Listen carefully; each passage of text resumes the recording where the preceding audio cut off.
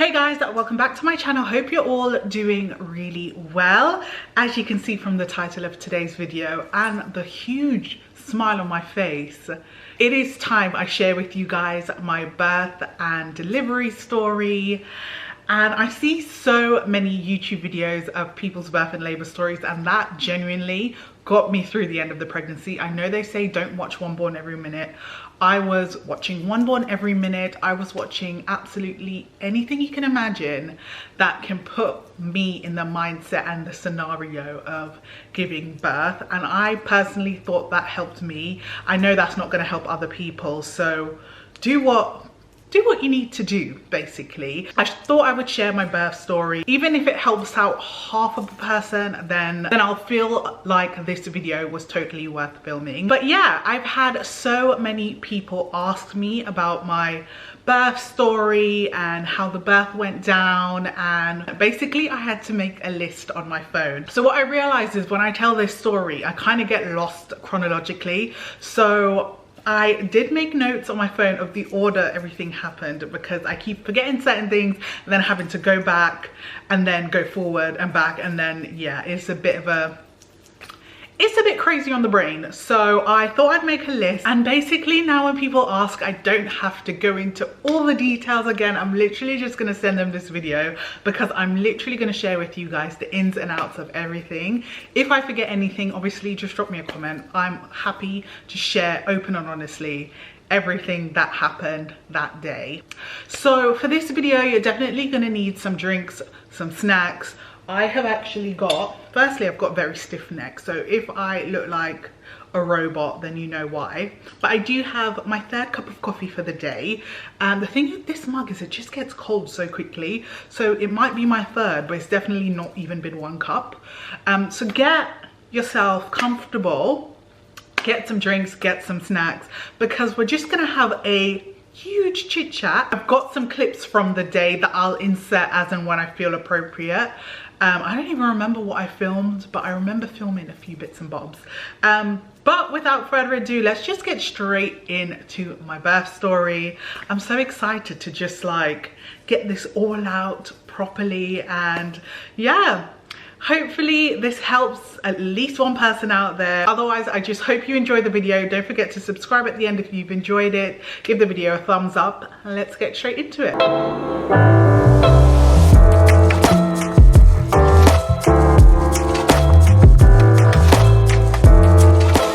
Probably tell you guys from the jump that I was a low risk pregnancy. So that pretty much means I kind of ticked all the boxes for the midwives in terms of not having like high blood pressure, anemia, you know, all the little things that could possibly affect a pregnancy. So I was low risk, no history of anything in the family that was worth flagging, nothing that was, what's the word I'm looking for? What's the word I'm looking for when it passes down into your family?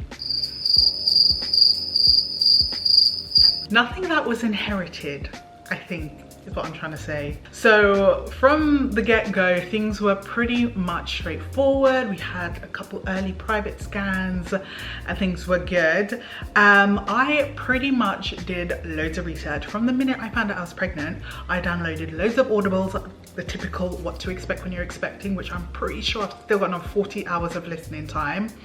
That one I definitely do not recommend for anyone who wants pregnancy books. The ones that I listened to, I will leave them in the description down below. Let me see if I can quickly find it here. So I listened to How to Grow a Baby and Push It Out by Clemmie Hooper, and I know there was loads of negative press surrounding her as a person. I think, I don't know the ins and outs of it. I kind of just heard word of mouth, so do your research there if you want to check out her book. But I know there was some sort of negative press around her.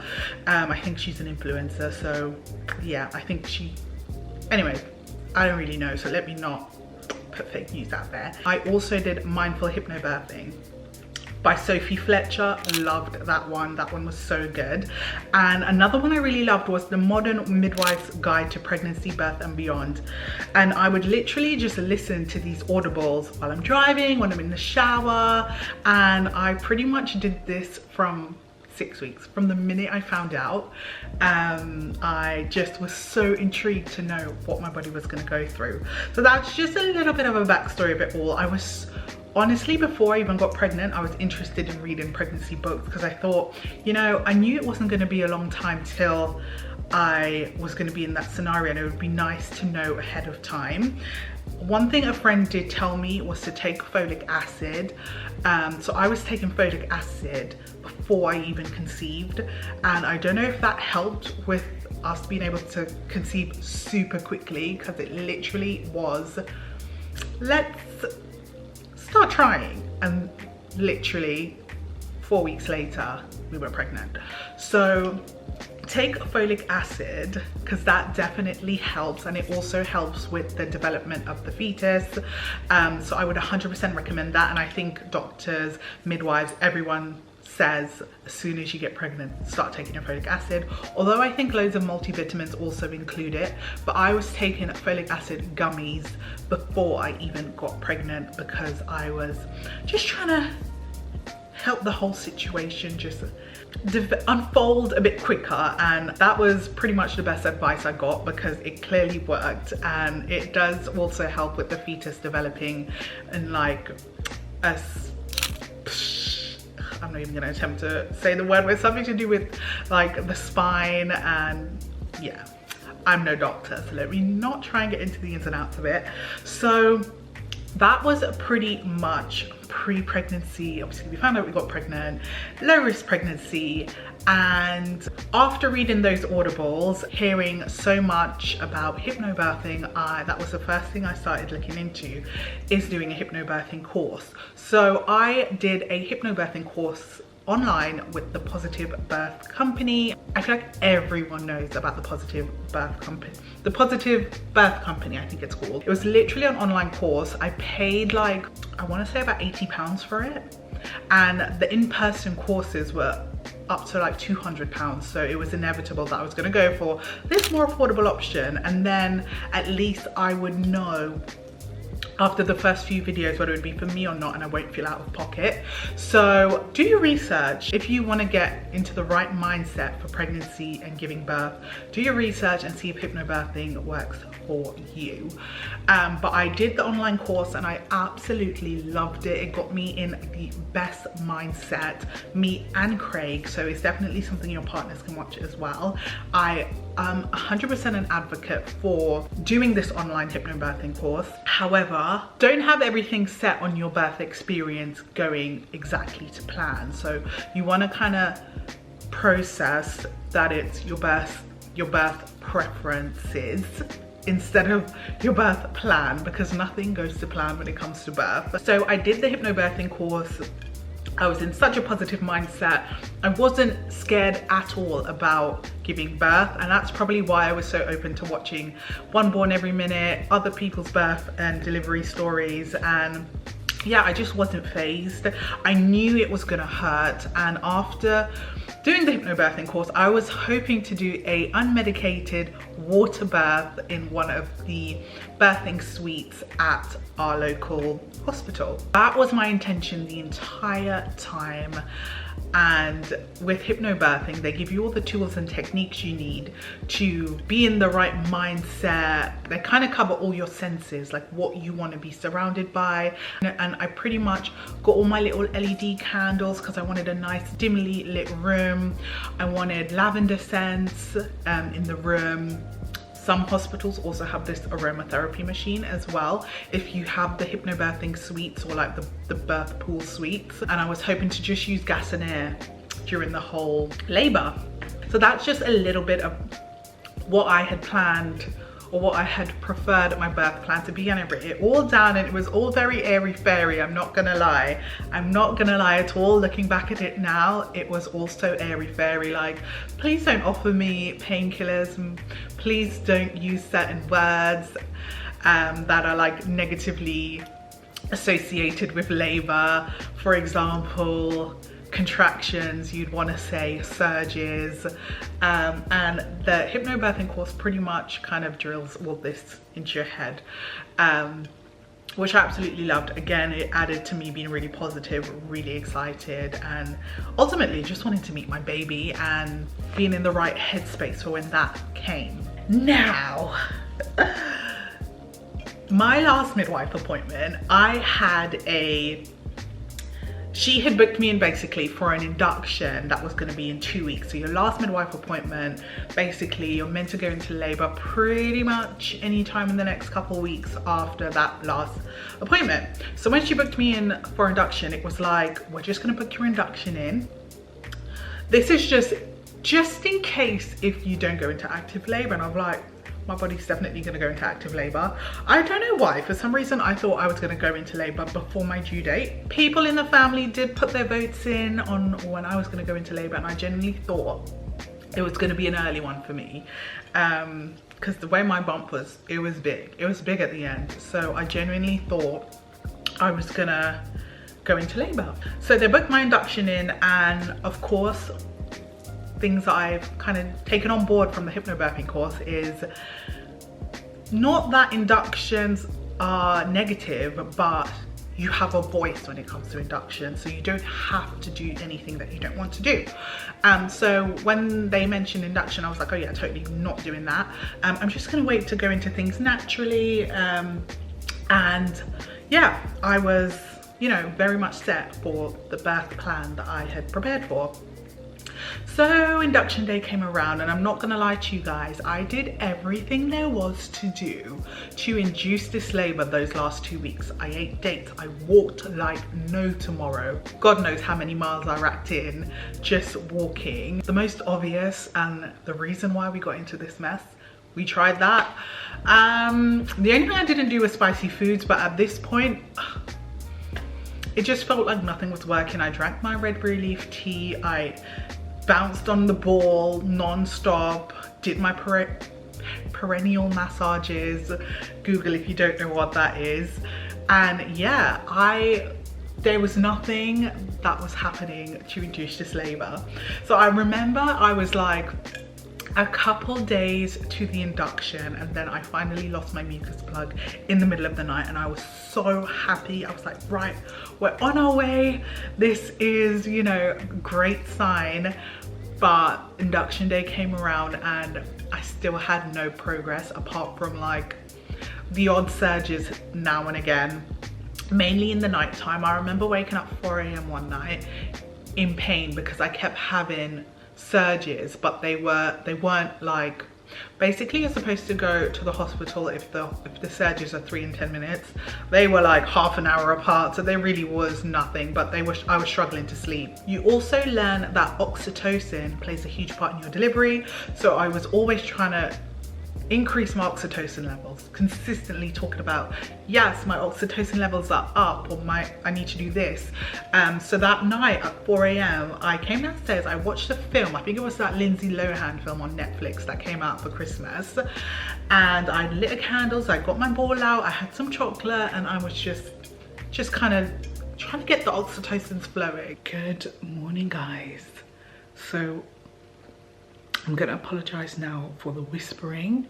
It is 15th of November at 4 AM and I've just jumped out of bed because I kept getting surges, contractions consistently, and I was struggling to monitor it because obviously I was like half asleep.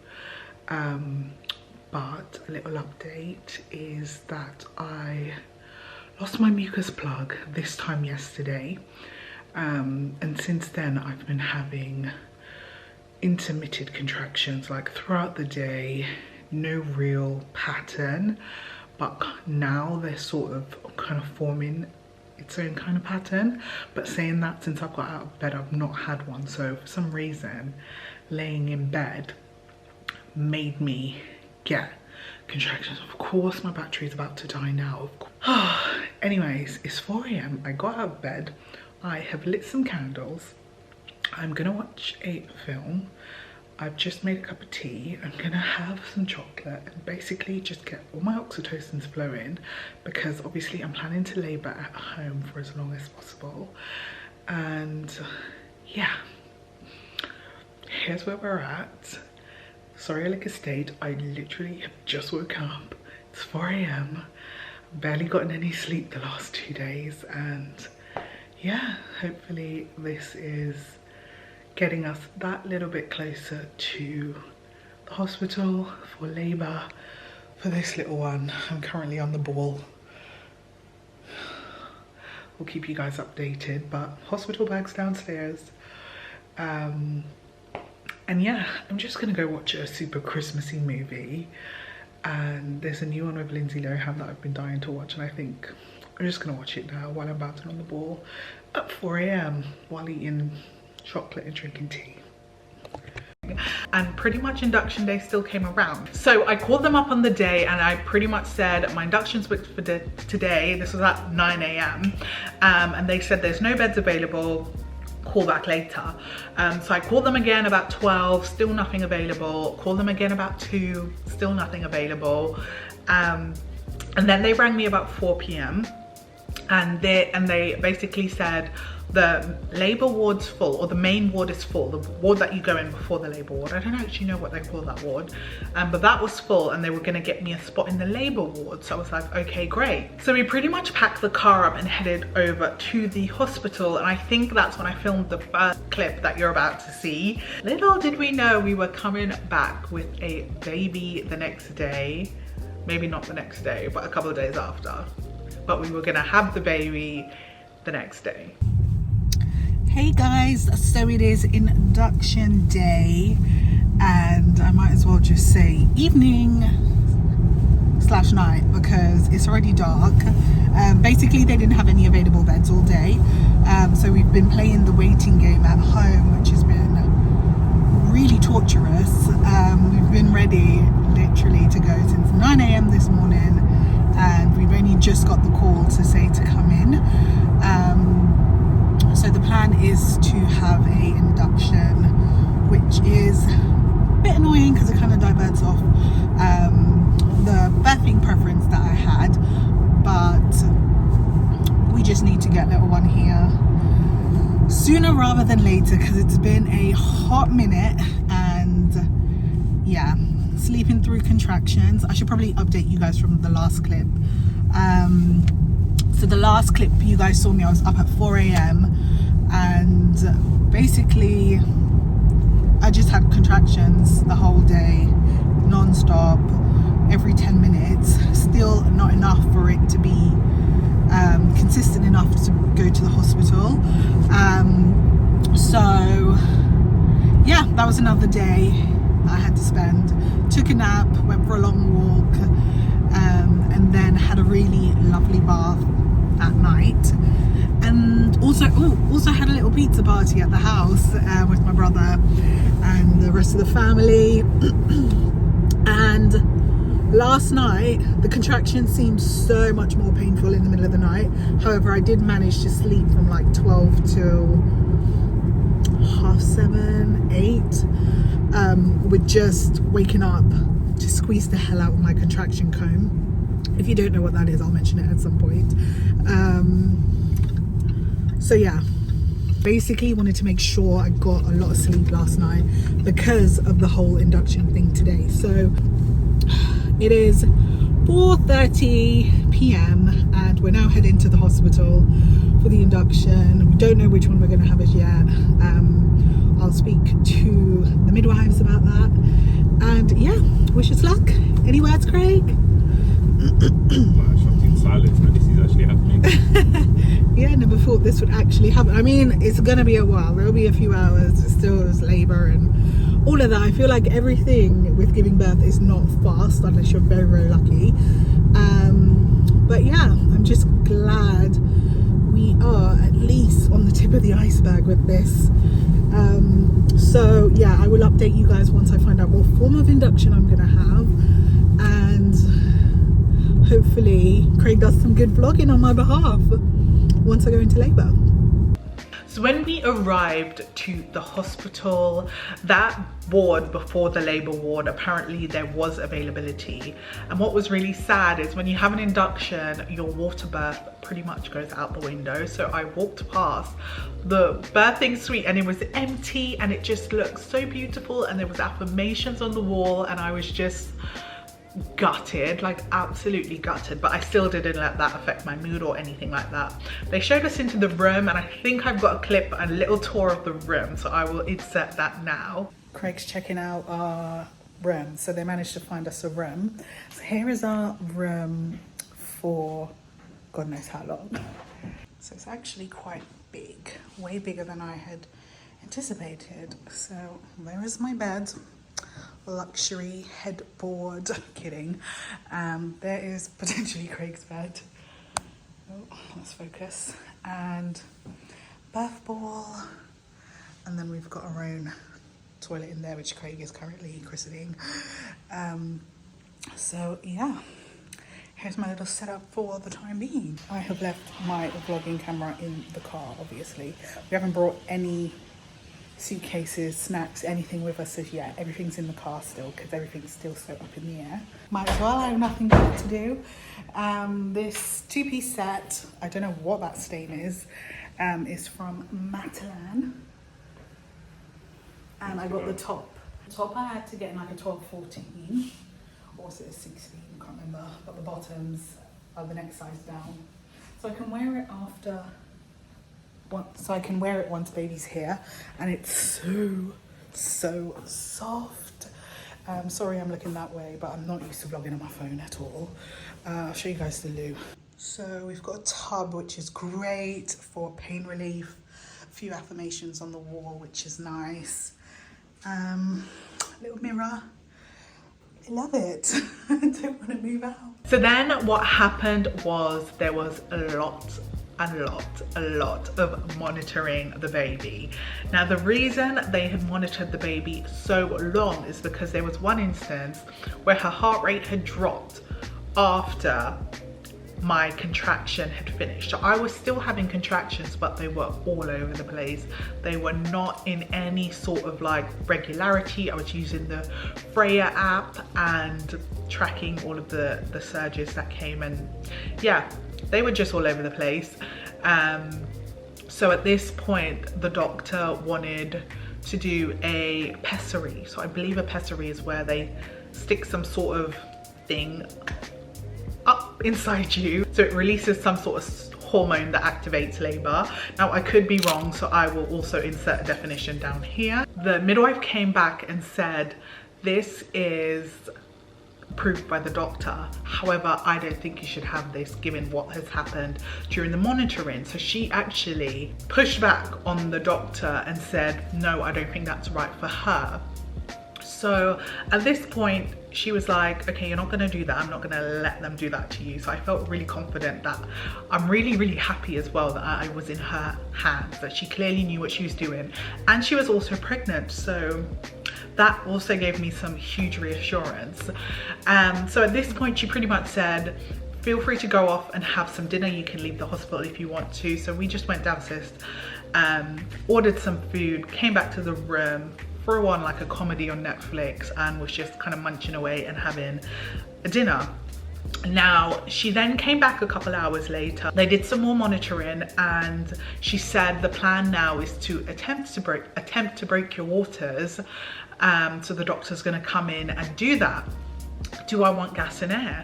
So at this point I never really had gas and air before, and bear in mind I did pack a TENS machine and everything needed to hopefully have a unmedicated birth. So I had the TENS machine, I had it all, but I didn't use it because I thought I will just wait until I'm desperate before I start using this stuff.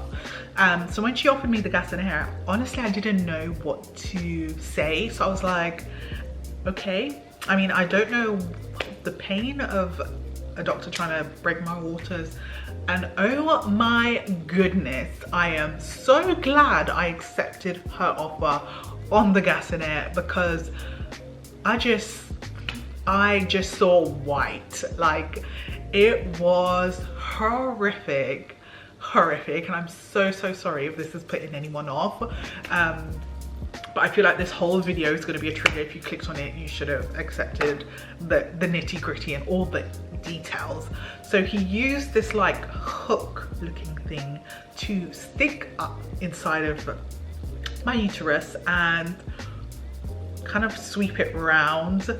And it was the most uncomfortable and painful thing I've ever experienced in my life, and that includes the gas and air. I remember my eyes were just streaming with water, and I was squeezing Craig's hand so tight. I don't know how that boy has any bones left in his hand. I don't know why my cheeks look so red.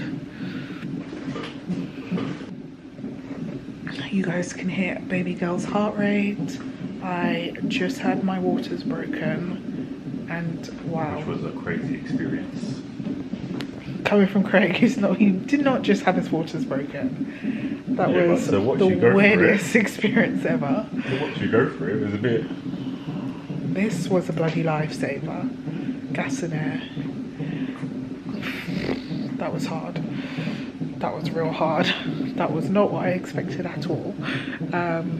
The way they were pushing down on your stomach as well. Yeah, so they had to push her down a bit to like get the right thing, then stopped and then started, and then stopped and then started, and it was exhausting. And the fact that I still have to push her out is stressing me out, not gonna lie. Not physically stressing me out, but the thought of it. Anyways, I'm about to get a contraction. So much for a water bath. So once that was over, you're never going to believe this, but the midwife came in and said the doctor doesn't think he's successfully broken your waters, however you would have had a good sweep. So I'm holding on to a hope that that sweep did something, because genuinely felt so violated after that. So the sweep took place, and again they monitored us a bit more, or I think they just kind of left us to chill for a little bit. I did tell the midwife that my mum was at my house sort of waiting until we moved to the labour ward, because that's when my visitor allowance would up to 2 people. So she said, you know what, the labour ward's quiet, so I can take you to the labour ward now. And bear in mind, I'm not in labour, so I was really appreciative of that. Also, that meant I would have been able to set up the room like ready for the hypnobirthing experience. So she moved us over to labour ward. I got all my little LED candles out, my little lit up pumpkins, because it was very much in the middle of autumn, and got my lavender, got my little fan. I was just living life. They did more monitoring. My mum came down, so it was me, my mum and Craig in the labour ward, and again they continued to monitor the baby. So we have moved to the labour ward. Craig's having some tea and biscuits. We have got all our little ambience going on, LED lights around the room. Craig lost his bed, unfortunately. So if you was thinking of having a nap, No, I have to stay you awake. ain't anymore, mate. I feel like I'm laying so awkwardly. This is such a beautiful angle. But they want to monitor the baby for another half an hour or so. So here we are. Turn down pain relief for the minute, because I feel like the contractions I'm bearing with. So I don't need anything for now, but I'm not ruling anything out. Now I think the heart rate situation with the baby it happened again, because at one point the midwife had whispered in my ear, I'm gonna press the emergency button and I do not want you to panic. Okay, I'm not panicking at all. But within minutes of her saying that, she didn't actually have to press the emergency button, because baby girl's heart rate went back up. So yeah, I think at that point she knew that I couldn't carry on labor much longer, because her heart rate kept dropping. Now it's normal for the baby's heart rate to drop with the contractions, because when your uterus sort of contracts, it squeezes the baby. But for some reason baby girl's heart rate kept dropping after, so that was a bit worrying for the midwives. So before anything else happened, I was just trying to be a little bit active. I was moving around, and when I did that, my waters broke. So that was in the labor ward. So I said to the midwife, look, I think my waters have broken. And then from what I remember, she checked to see how many centimeters dilated I was. I was only 2.5 centimeters at that point. My contractions were really painful since getting the sweep. So it was the sweep, I think, had just really hurt my insides. So the contractions sort of made that worse.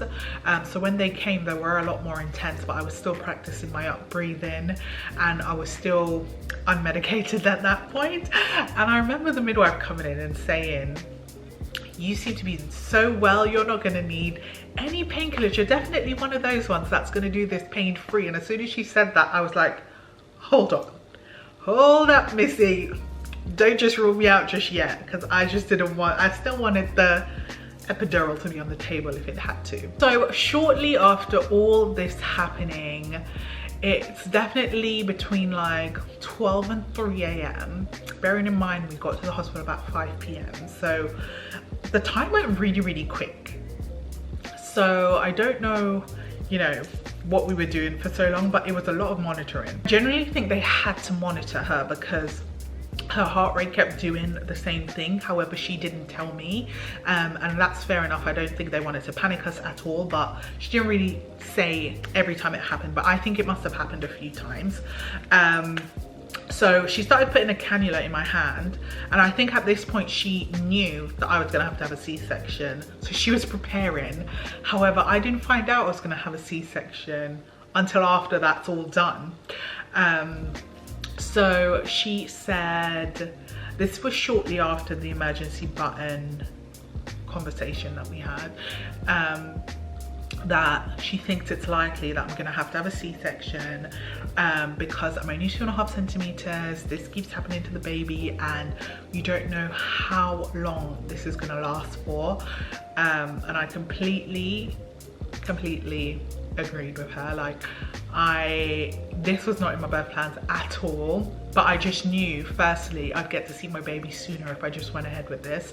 So then the doctors came in and kind of spoke through all of the ins and outs of a C-section, what all the potential risk factors, and then brought these papers in for me to sign. And genuinely, I just stared at the papers and they were staring at me, and I was like, okay, I guess they just want me to sign it, and I'm there trying to read it, and bear in mind it's like a 1,000-word essay in front of me. So I just signed the papers.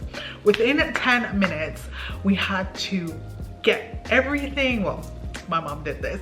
She had to get all of the LED candles and all my hypnobirthing tools and put them away. Craig had to get into scrubs, and they were pretty much wheeling me off to the C-section. And I remember saying, like, I really need a wee, like, can I go to the toilet? And she was like, no, you can't. So they wheeled me off.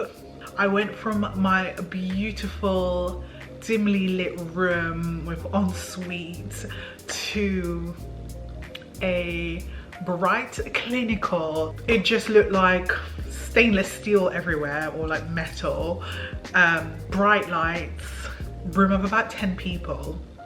And they rolled me in. I just saw my name on like a board, and I remember just being so nervous at that point. And Craig wasn't in the room as yet, so it was just a lot to take in, and the change of scenery like was just a bit too intense for me.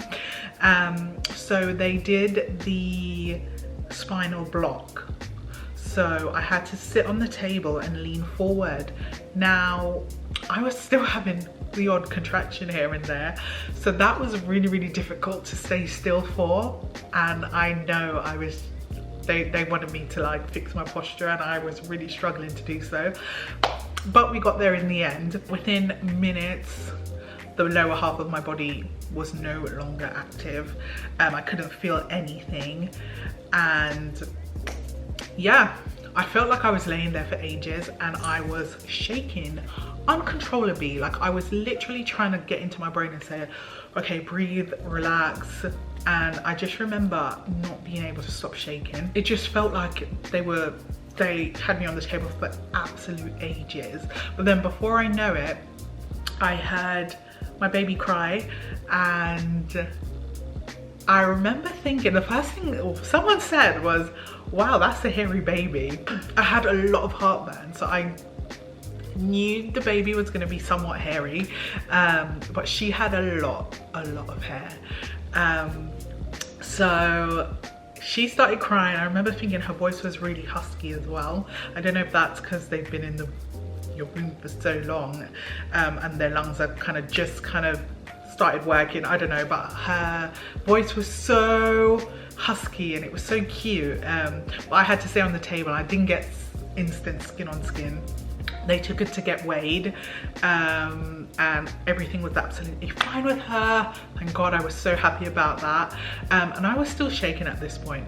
And then I was watching a TikTok video quite recently, and apparently the spinal block it gives you the shakes.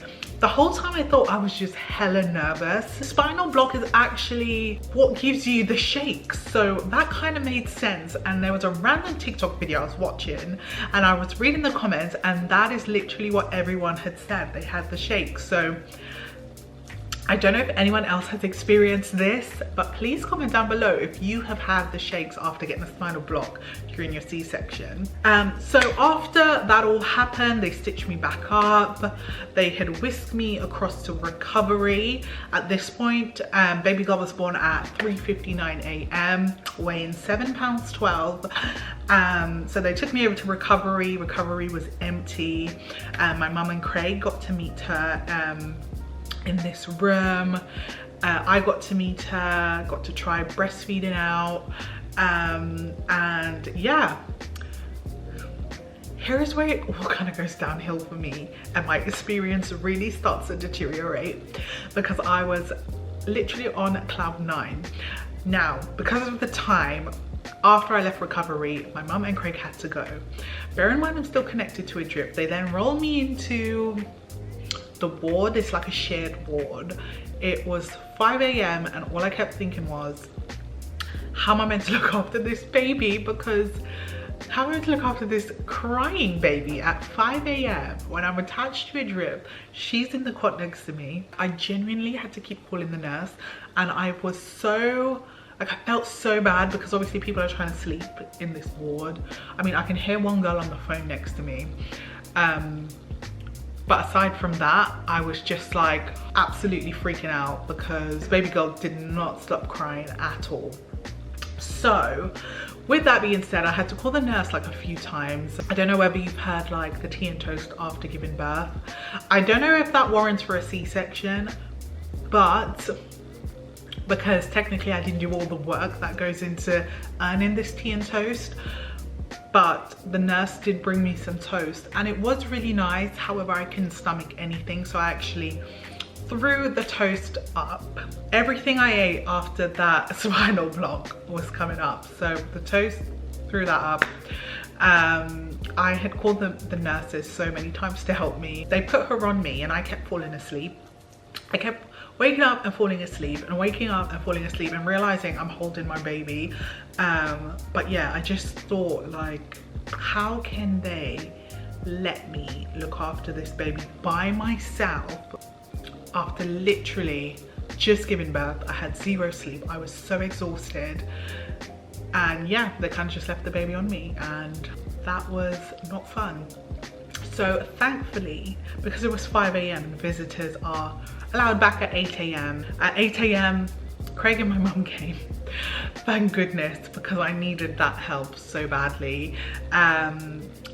I pretty much remember being sick again in the morning and having to have a bath. So it was like an assisted, not a bath, a shower, assisted shower. But my mum also works for the NHS, so she was like, look, don't even bother helping her, she'll do it. So I had to have a shower, get butt naked in front of my mum. She probably has not seen me like that in God knows how long, but it is what it is.